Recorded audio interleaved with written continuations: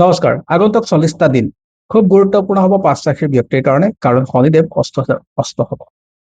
অৰ্থাৎ দিক পঞ্চাংগ অনুসৰি 13 তাৰিখৰ সন্ধিয়া 6:02 শনিদেৱ অস্ত যাব। শনিদেৱ যিহেতু কৰ্মফল দাতা, আপোনাৰ কৰ্মৰ ৰিজাল্ট শনিদেৱে দিয়ে, আৰু সেই শনিদেৱ যেতিয়া অস্ত যাব ডেফিনেটলি আপোনাৰ জীৱনত প্ৰভাৱটো পৰিব। এই 5টা ৰাশিৰ ওপৰত বেছি প্ৰভাৱ পৰিব। 5টা ৰাশিৰ কথা উল্লেখ কৰিম, গতিকে ভিডিঅ'টো আপুনি শেষলৈকে চাব আৰু ফ'ল' কৰি ৰাখিব। আৰু শনিদেৱ অস্ত যোৱাৰ পৰা মুকলি হ'ব 22 এপ্ৰিলৰ ৰাতিপুৱা 3:38। এই সময়খিনি আপোনাৰ কাৰণে গুৰুত্বপূৰ্ণ হ'ব।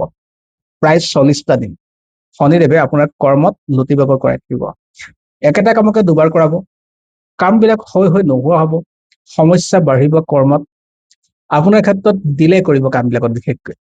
সেয়েহে শনিদেৱৰ কাৰণে এই 5টা ৰাশিৰ ব্যক্তিয়ে কিছু প্ৰতিকাৰ যদি কৰিব পাৰে তেনেহ'লে যথেষ্ট ভাল।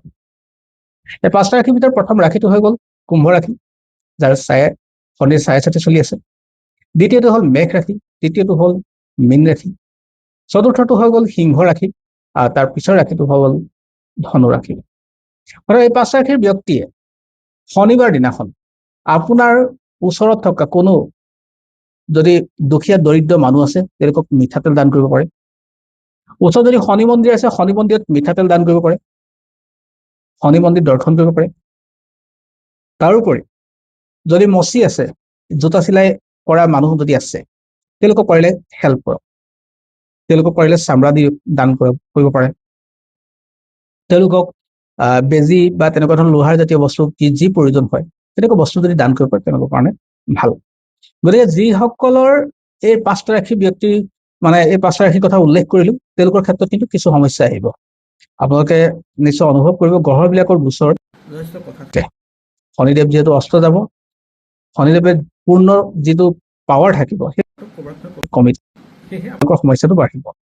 আৰু সেয়েহে মই যিকেইটা কথা ক'লো, উপায় ক'লো, সেই উপায়কেইটা কৰিব। আৰু শনিৰ মন্ত্ৰ ওম চাম শনিশ্বৰায় নমঃ, ওম চাম শনিশ্বৰায় নমঃ মন্ত্ৰষাৰ জপ কৰিব।